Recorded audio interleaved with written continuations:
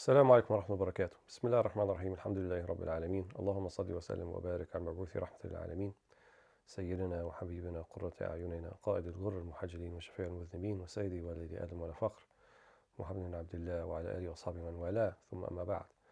So alhamdulillah, we continue reading from the book Tadrib Al-Salik إلى قراءة أقرب المسالك, which is basically an abridgment of an abridgment of an abridgment. So the Mu'tamad or Kitab al-Fatwa, or the main book of legal rulings in the Maliki school, and has been for centuries now, is the Mukhtasar of Khalil, the abridgment of Khalil. And in turn, Imam al-Dardir of the late 18th century, 12th century Hijrah, did his own Mukhtasar called Aqrab al-Masalik. And now in the 20th century, Sheikh Abdul Aziz bin Hamad al-Sheikh Mubarak from Ihsa, Eastern Saudi Arabia, or Eastern Arabia, did the Mukhtasar of Aqrab al-Masalik. And all of these Mukhtasarat, all of these abridgments, are based upon the main books that were essentially books of riwayah, books of Malik's opinions. Imam Malik, unlike the other schools of thought, had students for nearly 50 years continuously in his time in Medina. And throughout these 50 years of his teaching, students would come from far away, and they'd come from close by. They'd come from as far away as Al-Andalus, as Spain, in the west, and from Iraq, and even beyond Iraq, in the east. And they would come from Egypt, and they would come from Medina, they would come from Mecca. And so many volumes. Imam al-Qarafi says 150 volumes of Imam Malik's riwayah, of his opinions, his legal opinions, have been recorded. So the process of synthesizing and sifting through these legal opinions fell to the students of Malik and to the students of Malik, and so forth. So they took the form later on in these abridgments in the development of the Maliki school. Unlike, let's say, the Shafi'i school, where Imam al-Shafi'i didn't actually leave behind nearly as much in terms of legal opinions, but what he did leave behind was the rules by which the students of al-Shafi'i and others can then extrapolate the rules from his own opinions and from the Quran and Sunnah.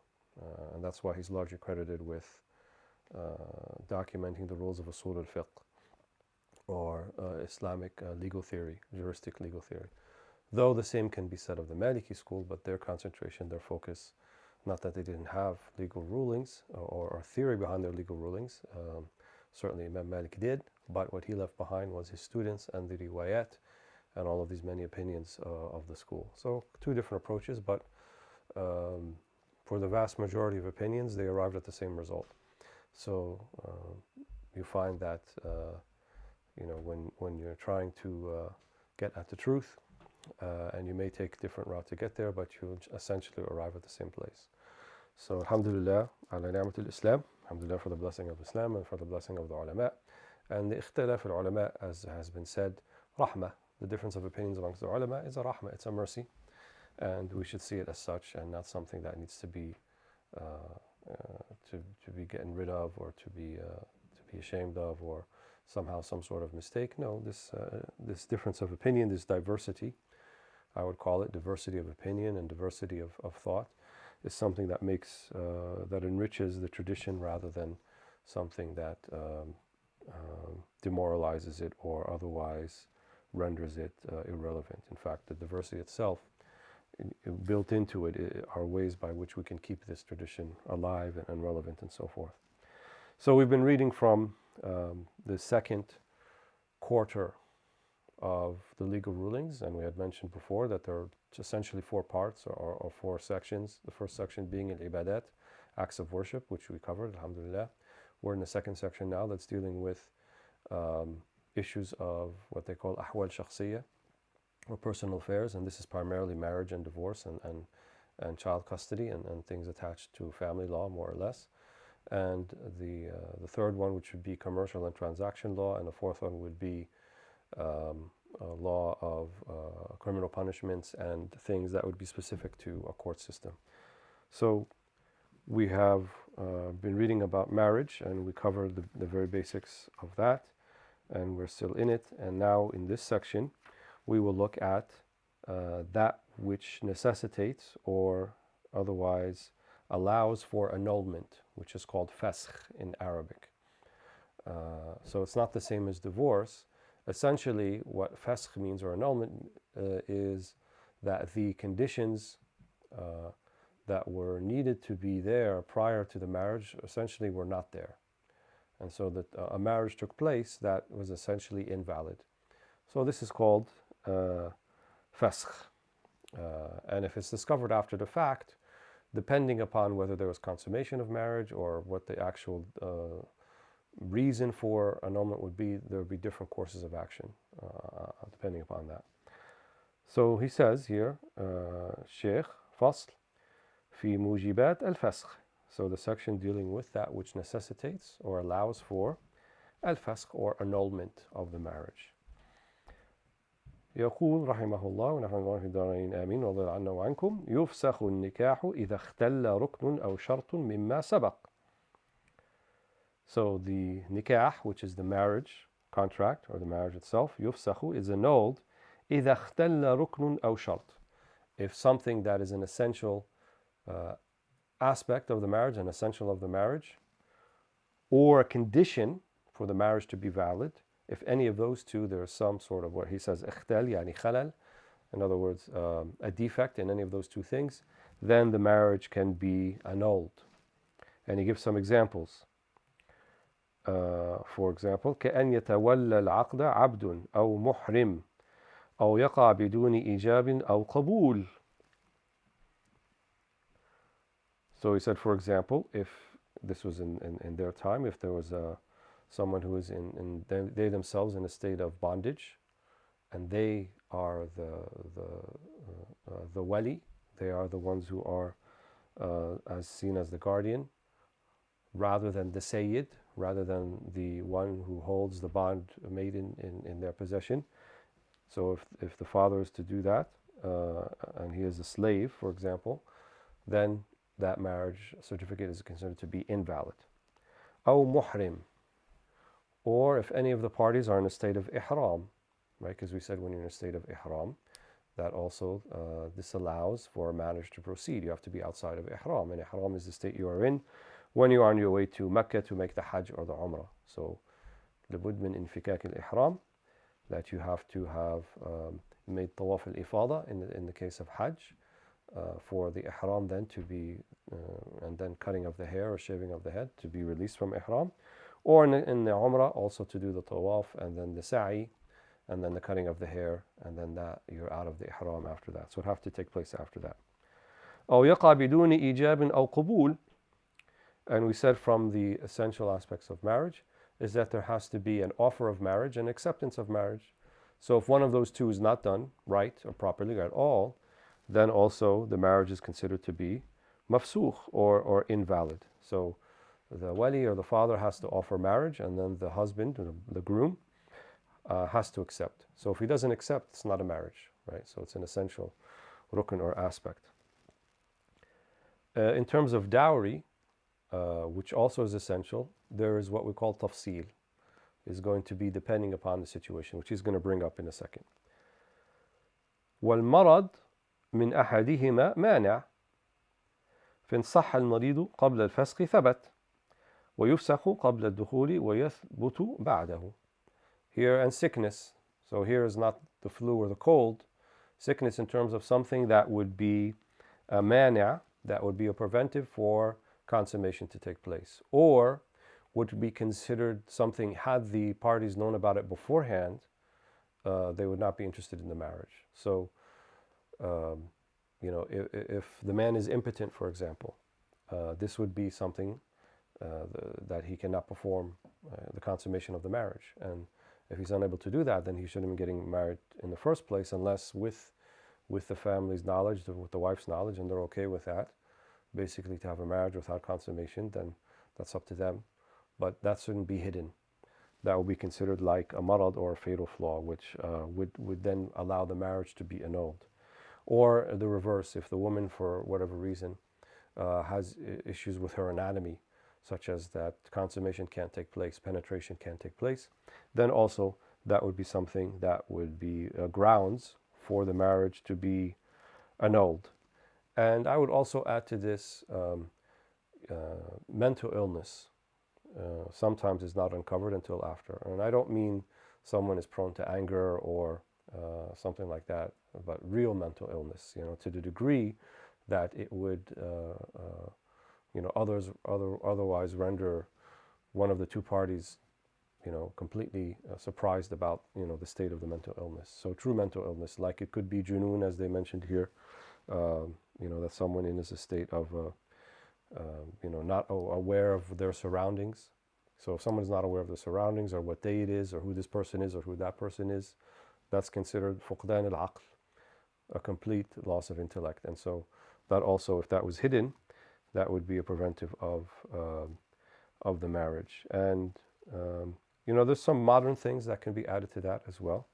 And I would say anything, nowadays where consummation can take place and a fairly normal, balanced marriage can take place. So if one of the partners is asexual, has no sexual desire at all, or has sexual desire for the opposite sex, for the same sex, and not for their marriage partner, and then therefore don't want to consummate the marriage, that also would be something that is, I think would be grounds for annulment of the marriage. So he says here, المرض من أحدهما مانع. So from one of them is a مانع, is a preventive. إن صح المريض قبل الفسخ ثبت.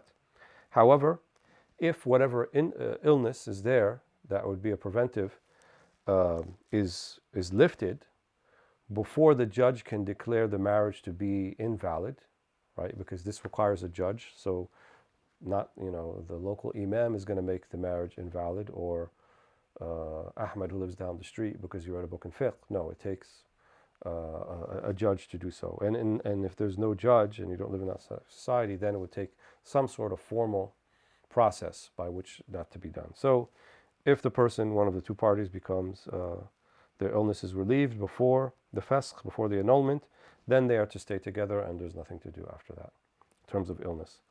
ويفسخ قبل الدخول ويثبت بعده. ويفسخ قبل الدخول. And also, if before consummation, then the marriage is to be annulled. If they find out about this and the marriage has been consummated, then the marriage is to be annulled. ويثبت بعده. However, if the marriage was consummated, so it wasn't something that prevents consummation, but there's some other type of reason, other type of sickness, then the marriage is valid, and then they'd have to seek the other ways if they don't want to continue, which would be divorce or khula, which we'll get to, which would be the wife requesting a divorce. ولها بالدخول صداق المثل في كل نكاح حصل في صداقه خلل كجهل نوعه أو قدره أو أجله أو شرط ألا يقسم لها أو لا ينفق عليها وما أشبه ذلك مما في المطولات.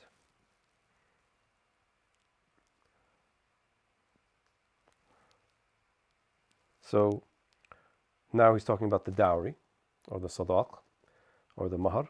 لها بالدخول صداق المثل في كل نكاح حصل في صداقه خلل.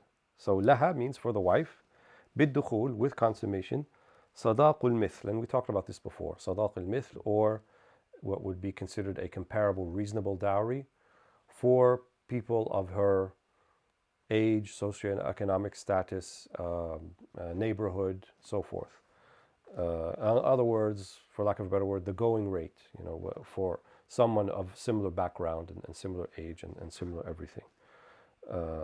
So if there's any khalal, right, if there's any sort of problem with the dowry, either it wasn't mentioned or it wasn't said what type, are you going to pay cash, is going to give some sort of gift, how much, or it was made without an ajal. Ajal means you didn't say when you're going to pay it.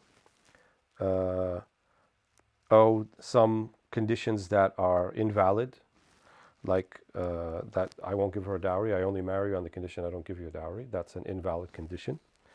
أو لا ينفق عليها, or on the condition that I won't spend upon you, that I won't maintain your upkeep, also is an invalid condition. وما أشبه ذلك, right? And other types of conditions that would be contrary to the idea of the marriage.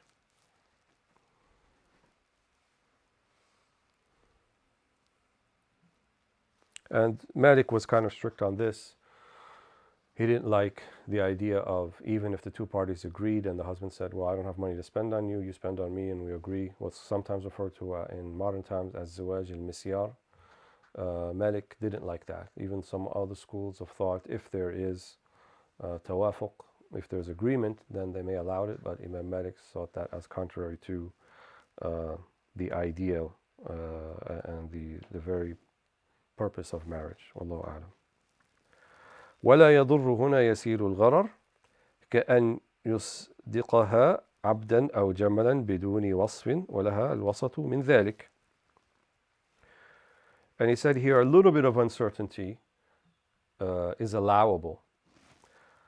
Right? I mean, we live in times now where everybody's going to mention in terms of euros or dollars or something like that. But back then, in certain cultures, they would say, I'll give you a camel, or I'll give you something really nice, or I'll give you a horse, without a wasf, without specifying, well, what type of camel, how old, how expensive, so forth. So this is called yasir al-gharar, which is a small amount of uncertainty. And so marriage, unlike buying and selling, is not what they say based on al-mushaha. It's based on al-muqarama. So mushaha means when you're buying and selling something, it's competitive in nature. The buyer always wants to get as much as they can for what the seller wants to get always as much as they want for what they're selling, and the buyer wants to pay as little as they can. And every transaction is always going to be like that. There's between different types of people and different cultures, everybody wants to get the best deal that they can get, whether you're the buyer or the seller, and that's business, and that's commercial transaction. So this is not a commercial transaction. Right, it's muqarama, it's based upon karam, on generosity. So if they go and they mention and they didn't, they specify what type of camel. So let's say in the case of a dispute, he says, I'm going to give you a really nice camel. This one is, grade A, top of the line. This thing can go in the desert for days. It's awesome, blah, blah, blah. Or that was her expectation. I didn't specifically mention that. And then she gets a camel and it turns out to be this kind of, looks like run-down, old, undesirable camel. Then here's a dispute. So in case of this dispute, then they would bring this to the judge. And here he would say, وَلَهَا الْوَسَطُ مِنْ ذَلِكَ. الْوَسَطُ مِنْ ذَلِكَ means she should get something that is kind of middle of the road. So not necessarily top of the line, if that wasn't mentioned, nor the worst thing, but something that would considered to be reasonable in terms of the conditions and the culture and price and all of that sort of thing.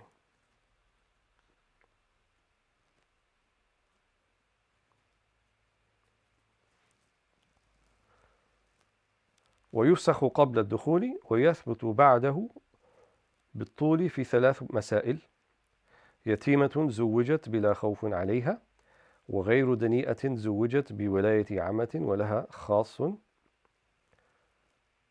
لم يجبر، وفي نكاح السر وهو الذي أوصى الزوج الشهود بكتمه.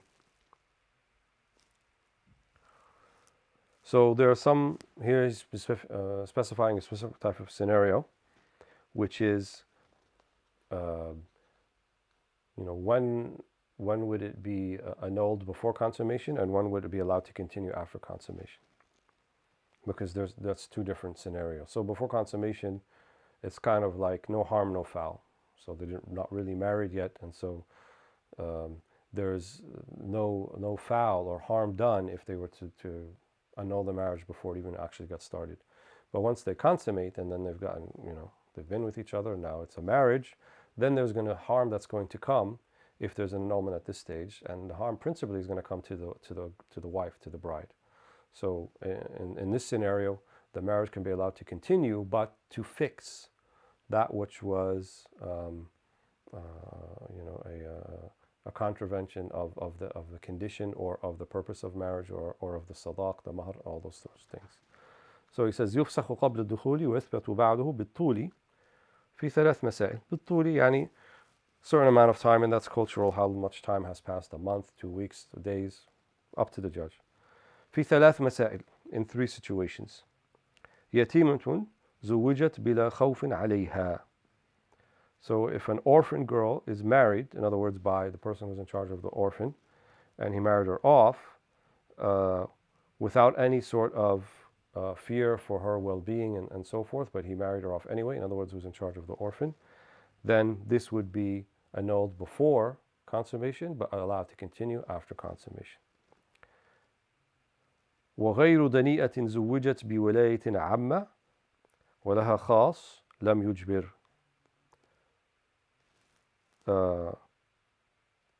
So here for, one thing I need to explain a little bit culturally here, certain cultures, and I think it's even kind of, if we think about it, might be somewhat applicable today, is the idea was to not, if people wanted to get married, was to make sure that they had the ability and find a way to get married. And so the wali had, I would say, a larger role in these pre-modern cultures than the wali does today. Whether it's the father of the bride or the uncle or whoever is in charge of the bride.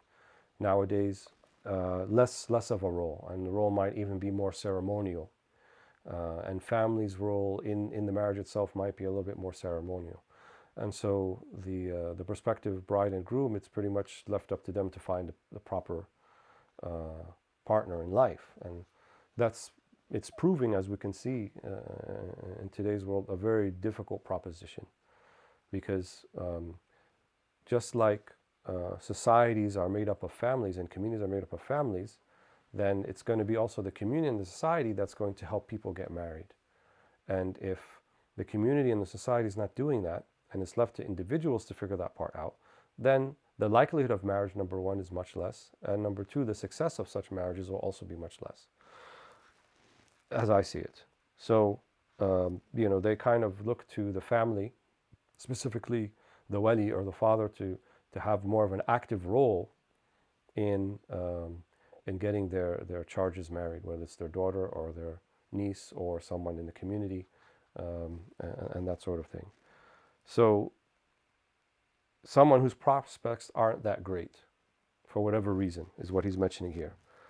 So وغير دنيئة. So a dani'a is one whose prospects aren't that great. The bride is not that great. She should not be married by someone who has wilaya amma if there's wilaya khassa. Wilaya amma means someone of the community. No, if their father's around or someone of the family's around, and nonetheless she gets married off by someone else who's not in that position of having a specific wilaya, guardianship over her, then this would be annulled. It's grounds for annulment before consummation, and the marriage will continue after consummation. That means amma ad-dani'a, someone whose prospects aren't that great, and she got married to someone, and then, let's say the father comes along, well, how did she get married? And the uncle married her, and I'm the one who's supposed to do it. But it turns out that her prospects won't be that great. Maybe she's older or whatever. Then the marriage is allowed to continue. So you can see the thinking behind it, wallahu a'lam, of the shara is to try to find the routes for happiness for people in as much as that's possible, and to remove obstacles in that way. So this would be an obstacle, so to speak. Wallahu a'lam. That's how I read it. So that's the second scenario. And the third scenario, in other words, the scenarios by which marriage should be annulled before consummation and allowed to continue after. وفي نكاح السر هو الذي أوصى الزوج الشهود بكتمه. And in secret marriages, and this is the one where the husband or the groom instructed the witnesses to keep it secret, even if it's to keep it secret from the first wife. This, I said, in the Maliki school, is grounds for annulment, and it invalidates the marriage. But let's say the marriage already happened on al-hadha al-asas, according to this, and the marriage was consummated. Then in this case, if they've been together for a while, a month or so, then whatever the judge decides, then the marriage is to continue. But obviously to fix the mistake, which is al-ishhar. Ishhar means everybody should know about it. I know other schools of thought, say things like you don't have to tell the first wife, but Imam Malik was very strict about it. And one thing I'd like to point out is there's a difference between the legalese, the legal aspect of the law, and then what we should actually do. Even the other schools who say you don't have to doesn't mean that you shouldn't. Doesn't mean that you shouldn't. This, I don't know any woman where if her husband decided to get another wife would not be somehow injurious to her. It will be. There's no question about that. So to do it with, if you're going to do it with ihsan. Ihsan means that do it, out in the open and let them know about it and let them, see what's going on. And, otherwise to have like a whole other family that they don't even know about and they found out years later, so forth. At least to the Maliki school, Imam Malik greatly frowned upon that. And that's our Imam. Wallahu a'lam. والطول في هذه بحصول الاشتهار والفشو وفي اللتين قبلها بمضي 3 سنين أو الولادة مرتين. So here he describes what is a طول. In other words, we said that after consummation, how long has to pass by where you can't annul it anymore? And I said a month, but here the author is saying الطول في هذه بحصول الاشتهار والفشو. In other words, في نكاح السر. So in a secret marriage, people already found out about it. Khalas, it's like it wasn't secret. Then in that case, after consummation, then the marriage is not to be annulled. وفي اللتين قبلها, which means an orphan that was married and not in a proper way, or someone whose prospects are good but was married by a wali who is not her wali al-khas, who's not the first in line for the wilaya. Then in these two cases, بمضي 3 سنين أو الولادة مرتين, by 3 years passing, or if she had given birth twice. That's what they call it, طول. Again, this goes back to culture. I would think a judge today might not go by that. He might go less time to allow the marriage to continue, because many people will not get pregnant twice, and 3 years is kind of a lengthy time. Tadrib go like that. Wallahu a'lam. والفسخ طلاق إن لم يجمع على فساده. وعقده ينشر الحرمة والموت فيه قبل الفسخ يوجب الإرث. So الفسخ طلاق إن لم يجمع على فساده. So the Maliki school has one of these juristic principles called مراعاة الخلاف. مراعاة الخلاف means that it will take into consideration the diversity of opinions even from other schools. So the ruling may change depending upon that. And this is one case, this is an instance of it. So he says الفسخ طلاق. So annulment is a type of divorce. We called it annulment, but technically we don't really have this thing called annulment. It's divorce, right? إن لم يجمع على فساده. If there is no consensus that it's fasid. If there's no consensus that it's an invalid marriage, then it's called fasakh, right? Then it's an annulment. But let's say another school of thought differs about whether it's invalid or not, then we're going to consider it talaq. وعقده ينشر الحرمة, right? And the aqd of al-mukhtalif fi. So if it's difference of opinion about whether this marriage is valid or not, and they get married, then all of the rules have to apply to a married couple. So yanshur al-hurma, that means, if it's consummated, then the man can't marry the daughter of the bride ever, things like that. وَالْمَوْتُ فِيهِ قَبْلَ الْفَسْخِ يُوجِبُ الْإِرْثِ. And also, what's important about this is that if one of the two were to die before it's actually invalidated or annulled by the judge, then they inherit from one another. This is in the case of the invalid marriages, though invalid in the Maliki school, may be considered valid in another school. Then it has to be considered a marriage, and annulment has to be considered a divorce. And that means if either of the parties die before there's a chance to annul the marriage officially, then they inherit from one another. بخلاف المجمع على فساد فإنه ينشر الحرمة فقط بالدخول. as opposed to that which there's consensus that it's fasid. فإنه ينشر الحرمة فقط بالدخول. Then the hurma, right, which is the rules that apply to married couples after in terms of marrying other people, this applies at the point of consummation, when they take sexual pleasure with one another. Before that, it's considered annulled, and there's no hurma, and there's no application of the rules that apply to the sanctity of marriage, because they're not considered to be married technically. Wallahu a'lam.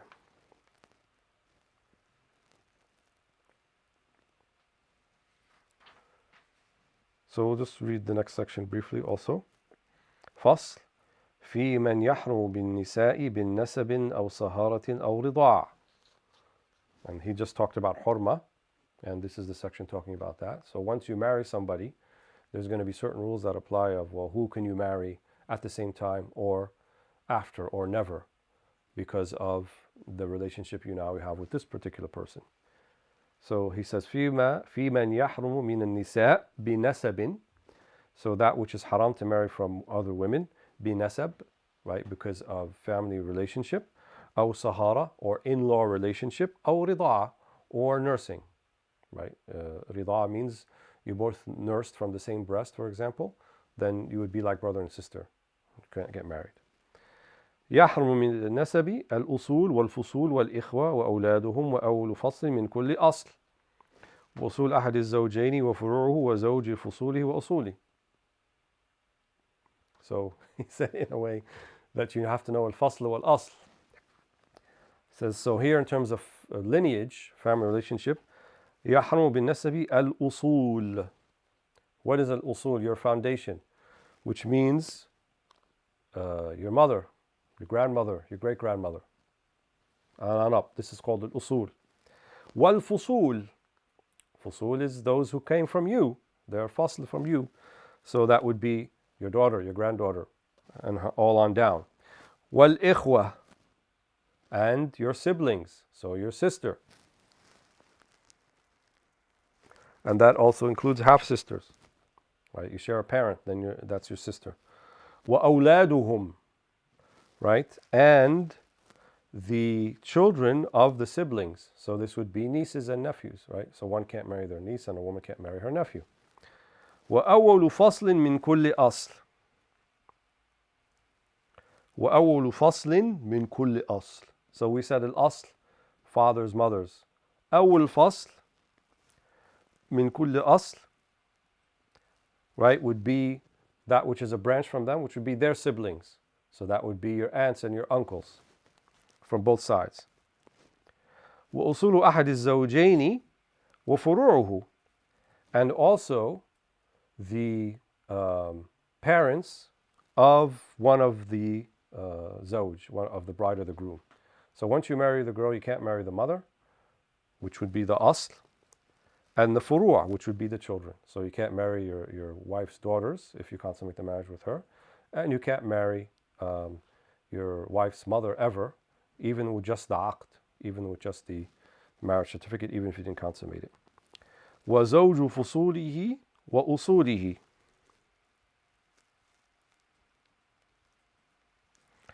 وَزَوْجُ فُصُولِهِ, which would be the marriage partners of your children. So son-in-law, daughter-in-law, can't marry them either. وَأُصُولِهِ, and the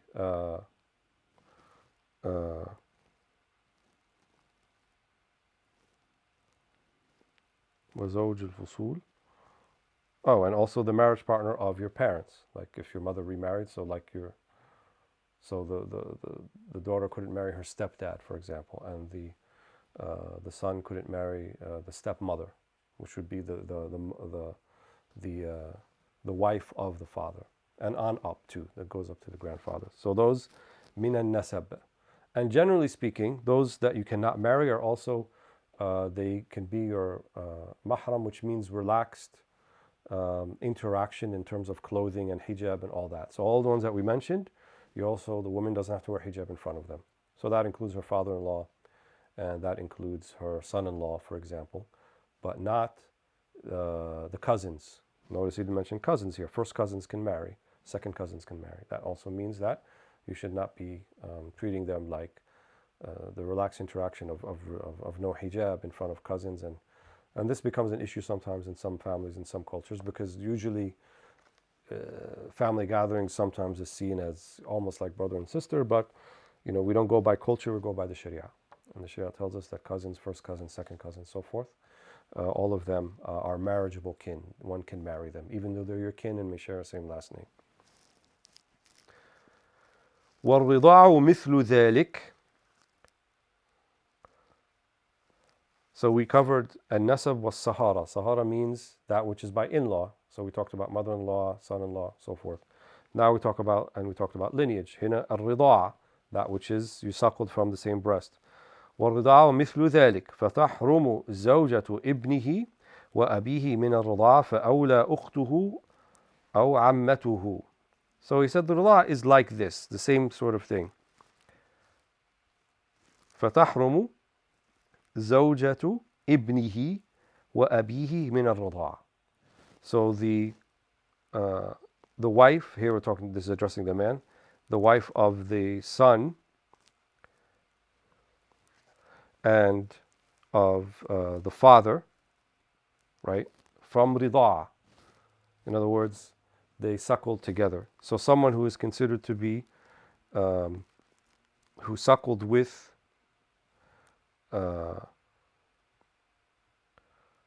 the son, for example, or with the father, so that there is a relationship between them, then that you cannot marry them. فَأَوْلَى أُخْتُهُ أَوْ عَمَّتُهُ. وَالْأَوْلَى, right, and even more present, if you suckled from the same breast. So she's your sister. Sister in rida'a means we both suckled from the same breast in our infancy before we were 2 years old. And we had a full suckling. In that instance, then we can never get married. And the same for your amma.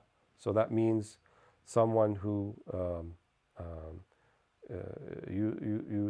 so you didn't suckle from the same breast, but you have a relationship like as if she's your aunt, because she suckled from the same breast as your father. So she's like your amma.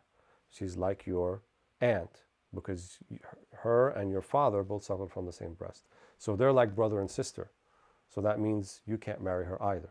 So all of the relationships we mentioned in the first one, right, if they have been established between two people who suckled together, their brother and sister, then you look to their kids or their parents. They also cannot get married based upon the rida'a or the suckling that they had together.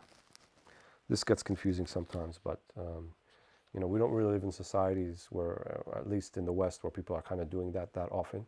But in more traditional societies, and still till today, it's going on all the time, right? People will be, sometimes you don't even know who suckled with who. And some of the mutawwalat, the longer books in fiqh, they actually have to, almost convene a tribunal to find out, is there a relationship here or not? What happened 30 years ago, right? Did these two people suckle or not?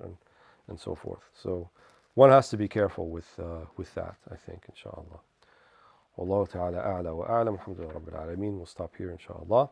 And the next sessions we'll be looking at khula, and then beginning with abghad al-halal, the most detested of halal, the divorce, but one that is quite important because unfortunately it's something that really is happening in our communities. So we're going to take some time with that. Bi-idhnillahi ta'ala. Barakallahu feekum. As'adul awqatukum. Wassalamu alaikum wa rahmatullahi wa barakatuh.